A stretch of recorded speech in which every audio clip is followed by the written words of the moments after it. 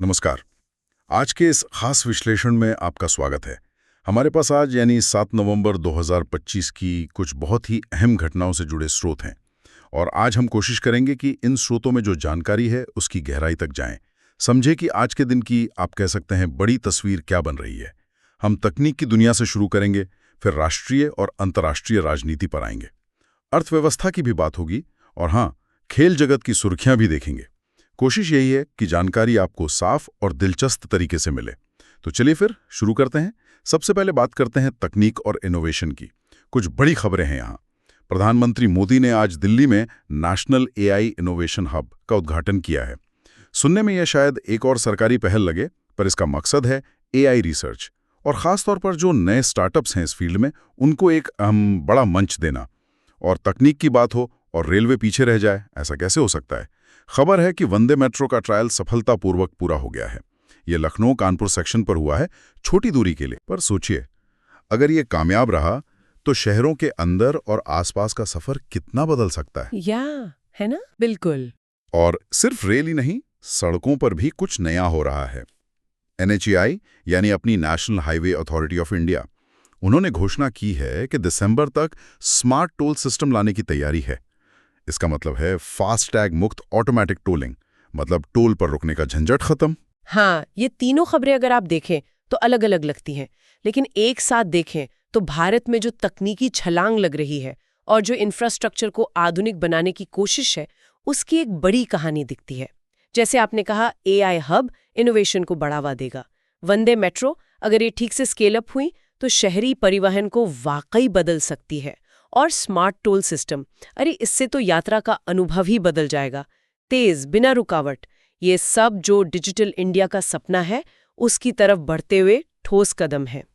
पर एक सवाल मन में आता है, क्या ये सब सिस्टम आपस में ठीक से काम कर पाएंगे? मतलब इनका इंटीग्रेशन, वो एक चुनौती हो सकती है। हाँ, ये एक अहम मुद्दा है। इन अलग अलग तकनीकों का तालमेल कैसे बैठेगा। खैर, विज्ञान और तकनीक से एक और दिलचस्प खबर है इसरो की तरफ से। उन्होंने अपने सौर मिशन आदित्य L2 उससे जुड़ा शुरुआती डेटा जारी करने की घोषणा की है। आदित्य L2 जो L2 पॉइंट पर स्थापित होगा सूर्य का अध्ययन करने के लिए। कहा जा रहा है कि इस डेटा में सूर्य के कोरोना के हाई रेजोल्यूशन तस्वीरें होंगी, मतलब सूर्य की जो बाहरी परत है, रहस्यमयी सी। ये तस्वीरें शायद सूरज के कुछ राज खोल दें, जैसे कोरोना इतना गर्म क्यों है, वैज्ञानिक सालों से पता लगाने की कोशिश कर रहे हैं। हाँ, वो एक बड़ा सवाल है। और जमीन पर लौटें तो गूगल भी पीछे नहीं है। उन्होंने भारत में अपने AI assistant Gemini AI app का रोल आउट शुरू कर दिया है। और सबसे खास बात पता है क्या है, ये ऐप अब हिंदी और कई दूसरी क्षेत्रीय भाषाओं में भी मिलेगा। देखिए, आदित्य L2 का डेटा तो निसंदेह सौर विज्ञान में हमारी समझ को बहुत आगे ले जाएगा। जो गुत्थियां आपने बताई, शायद उन्हें सुलझाने में मदद मिले। ये तो खैर ग्लोबल साइंटिफिक कम्युनिटी के लिए एक खजाना होगा। और वहीं गूगल का जेमिनाई AI का कई भारतीय भाषाओं में आना, ये सिर्फ एक फीचर अपडेट नहीं है। ये इस बात का संकेत है कि AI जैसी जो ताकतवर तकनीक है, वो अब सिर्फ अंग्रेजी जानने वालों तक ही सीमित नहीं रहेगी। सोचिए, करोड़ों भारतीयों को उनकी अपनी भाषा में जानकारी मिलेगी, टूल्स मिलेंगे। ये सही मायने में डिजिटल समावेश की तरफ एक बहुत बहुत बड़ा कदम है। हालांकि हाँ, डेटा प्राइवेसी और भाषा की सटीकता, ये चुनौतियां तो रहेंगी ही। बिल्कुल। अंतरिक्ष की बात हो ही रही है तो दुनिया में भी कुछ चल रहा है। चीन ने अपना तीसरा चंद्र मिशन चांगे 8 सफलतापूर्वक लॉन्च कर दिया है। खबरें ये बता रही हैं कि इसे भविष्य में चंद्रमा पर एक तरह का रिसर्च बेस बनाने की दिशा में अहम कदम माना जा रहा है। क्या लगता है आपको, ये सिर्फ रिसर्च है या कुछ और भी हो सकता है इसके पीछे? देखिए, चांगे 8 का लॉन्च सिर्फ चीन की तकनीकी क्षमता का प्रदर्शन भर नहीं है। ये सीधे तौर पर जो ग्लोबल स्पेस रेस है, उसे एक नई दिशा दे रहा है। चंद्रमा पर बेस बनाने की बात, वहाँ के संसाधन जैसे हीलियम 3 वगैरह, इन सब में जो बढ़ती दिलचस्पी है, वो भविष्य की जियोपॉलिटिक्स या कहें सेलेनोपॉलिटिक्स की तरफ इशारा करती है। सवाल यही है कि क्या ये होड़ देशों के बीच सहयोग लाएगी, जैसे ISS के मामले में हुआ था, या फिर ये चांद पर भी जमीनी तनाव और मुकाबला ले जाएगी। ये एक बड़ा सवाल है जिसके दूरगामी परिणाम होंगे। सोचने वाली बात है। चलिए अब जरा जमीन पर वापस आते हैं। देश की राजनीति और शासन से जुड़ी कुछ अहम खबरों पर नजर डालते हैं। एक बड़ी खबर सुप्रीम कोर्ट से आई है। यूनिफॉर्म सिविल कोड यानी UCC, उसको लेकर जो याचिकाएं थीं, उन पर सुनवाई शुरू हो गई है। कोर्ट ने इस संवेदनशील मुद्दे पर केंद्र सरकार से एक डिटेल रिपोर्ट भी मांगी है। ये मामला काफी समय से चर्चा में है। हाँ, काफी लंबे समय से। और जमीनी स्तर की राजनीति देखें तो छत्तीसगढ़ में आज विधानसभा चुनाव का दूसरा चरण है। मतदान चल रहा है। शुरुआती जो खबरें हैं उनके मुताबिक मतदान शांतिपूर्ण है, जो अच्छी बात है लोकतंत्र के लिए। हाँ, ये दोनों खबरें राष्ट्रीय स्तर पर महत्वपूर्ण तो हैं, लेकिन इनका असर और इनकी प्रकृति बिल्कुल अलग है। यूसीसी पर सुप्रीम कोर्ट की सुनवाई एक बहुत ही जटिल, कानूनी और संवैधानिक प्रक्रिया की शुरुआत है। इसके सामाजिक और राजनीतिक असर बहुत गहरे हो सकते हैं। ये पर्सनल लॉ और समानता के अधिकार के बीच संतुलन का सवाल है। दूसरी तरफ छत्तीसगढ़ चुनाव, वो सीधे सीधे एक लोकतांत्रिक प्रक्रिया है। नागरिक अपने प्रतिनिधि चुन रहे हैं, राज्य की अगली सरकार तय कर रहे हैं। और जैसा कि आपने शुरू में कहा था, हमारा काम यहाँ सिर्फ स्रोतों में जो जानकारी है उसे निष्पक्ष रूप से रखना है, किसी भी पक्ष की तरफ झुकाव दिखाए बिना। बहुत जरूरी है। अब जरा अंतर्राष्ट्रीय पटल पर चलते हैं। अमेरिका में 2025 के राष्ट्रपति चुनावों की गिनती अभी भी चल रही है। मुकाबला डेमोक्रेटिक और रिपब्लिकन उम्मीदवारों के बीच बहुत कड़ा बताया जा रहा है। पूरी दुनिया की नजरें टिकी हैं इन नतीजों पर, क्योंकि इसका असर हर जगह पड़ता है। हाँ, बिल्कुल। इसी बीच मिडल ईस्ट से थोड़ी राहत देने वाली खबर है। बताया जा रहा है कि मिस्र की मध्यस्थता से इजराइल और हमास के बीच जो युद्ध विराम वार्ता चल रही है, उसमें कुछ सकारात्मक प्रगति हुई है। अब ये प्रगति कितनी टिकाऊ होगी ये तो वक्त बताएगा, पर उम्मीद तो जगी है। सिर्फ अमेरिका तक नहीं रहेगा।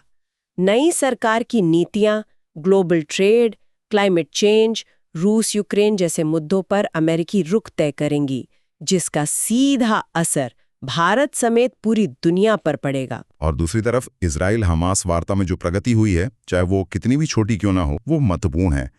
ये दशकों पुराने संघर्ष में हिंसा के चक्र को तोड़ने की एक नाजुक कोशिश है। ये दोनों घटनाएं दिखाती हैं कि दुनिया कितनी जटिल और आपस में जुड़ी हुई है। एक जगह कुछ होता है तो उसका असर कहीं और महसूस होता है। सही कहा। अब रुख करते हैं अर्थव्यवस्था की दुनिया का। शेयर बाजार के निवेशकों के लिए आज का दिन अच्छा रहा है। सेंसेक्स ने 97,500 का नया रिकॉर्ड स्तर छू लिया है। इस तेजी के पीछे मुख्य रूप से आईटी और बैंकिंग स्टॉक्स का हाथ बताया जा रहा है। बाजार में काफी उत्साह है। हाँ, उत्साह तो है। वहीं मॉनेटरी पॉलिसी के फ्रंट पर देखें तो आरबीआई ने अपनी समीक्षा बैठक में रेपो रेट को 6.5% पर ही रखा है। मतलब कोई बदलाव नहीं। आरबीआई का कहना है कि उनका फोकस फिलहाल महंगाई को काबू में रखने और साथ ही आर्थिक विकास को गति देने, इन दोनों के बीच संतुलन बनाने पर है। सेंसेक्स का नया रिकॉर्ड बनाना, हाँ, ये बाजार में एक पॉजिटिव माहौल दिखाता है। निवेशकों का भरोसा भी, खासकर आईटी और बैंकिंग सेक्टर में। लेकिन ये याद रखना भी जरूरी है कि शेयर बाजार अक्सर पूरी अर्थव्यवस्था की तस्वीर नहीं होता है, और ये बाहरी और अंदरूनी कई वजहों से बहुत जल्दी ऊपर नीचे हो सकता है। जहां तक आरबीआई के रेपो रेट 6.5% पर स्थिर रखने के फैसले की बात है, ये एक तरह से रस्सी पर चलने जैसा है। एक तरफ महंगाई रोकने का दबाव है, दूसरी तरफ अर्थव्यवस्था को सस्ते कर्ज की जरूरत है ताकि ग्रोथ बनी रहे। आरबीआई का ये कदम दिखाता है कि वो फिलहाल वेट एंड वॉच मोड में है।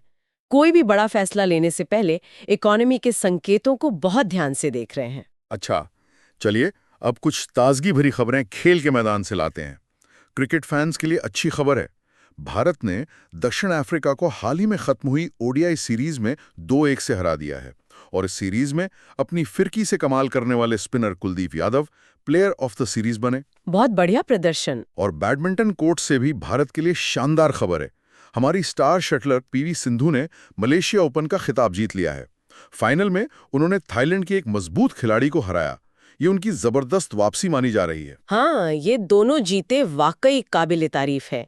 ये सिर्फ खिलाड़ियों की व्यक्तिगत प्रतिभा नहीं दिखाती, बल्कि अंतर्राष्ट्रीय स्तर पर भारतीय खिलाड़ियों की बढ़ती ताकत और लगातार अच्छा प्रदर्शन करने की क्षमता को भी दर्शाती हैं। क्रिकेट हो या बैडमिंटन, इस तरह की जीतें न सिर्फ खिलाड़ियों का मनोबल बढ़ाती हैं, बल्कि देश में युवाओं को भी इन खेलों की तरफ खींचती हैं। ये शायद बेहतर ट्रेनिंग सुविधाएं और खेल में बढ़ते निवेश का भी नतीजा हो सकता है। बिल्कुल। खेल के मैदान की इन कामयाबियों के बाद अब कुछ और छोटी मगर अहम खबरें। पूरे भारत में आज से यानी 7 नवंबर से 13 नवंबर तक विश्व कैंसर जागरूकता सप्ताह मनाया जा रहा है। मकसद है इस गंभीर बीमारी के बारे में लोगों को जागरूक करना, रोकथाम के तरीकों को बढ़ावा देना। हाँ, ये बहुत जरूरी है। लेकिन एक चिंताजनक खबर भी है। देश की राजधानी दिल्ली से वहां हवा की क्वालिटी मतलब एयर पोल्यूशन लेवल एक बार फिर गंभीर श्रेणी में पहुंच गया है। हालात इतने बिगड़ गए हैं कि प्रशासन को स्कूलों को अगले 2 दिनों के लिए बंद करना पड़ा है। ये समस्या तो हर साल ही विकराल रूप ले लेती है।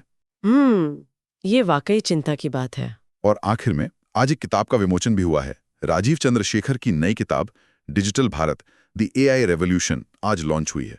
ये किताब भारत में एआई के वर्तमान और भविष्य के प्रभावों पर है। ये आज की हमारी तकनीकी चर्चा से भी जुड़ती है। हाँ, बिल्कुल जुड़ती है। ये जो आखिरी कुछ खबरें आपने बताई, ये हमें समाज की अलग-अलग सच्चाइयों से रूबरू कराती हैं। एक तरफ कैंसर जैसी बीमारियों के खिलाफ जागरूकता फैलाने की कोशिशें हैं, तकनीक और एआई पर अकादमिक चर्चाएं हो रही है, जैसे ये किताब विमोचन। तो दूसरी तरफ दिल्ली जैसे बड़े शहर में सांस लेना मुश्किल हो रहा है, जो पर्यावरण और पब्लिक हेल्थ के मोर्चे पर हमारी गंभीर चुनौतियों को दिखाता है। ये सोचना जरूरी है कि हम एक समाज के तौर पर अपने ऊर्जा और संसाधन इन अलग-अलग चुनौतियों, स्वास्थ्य, पर्यावरण, तकनीकी तरक्की, इनके बीच कैसे संतुलन बनाते हैं।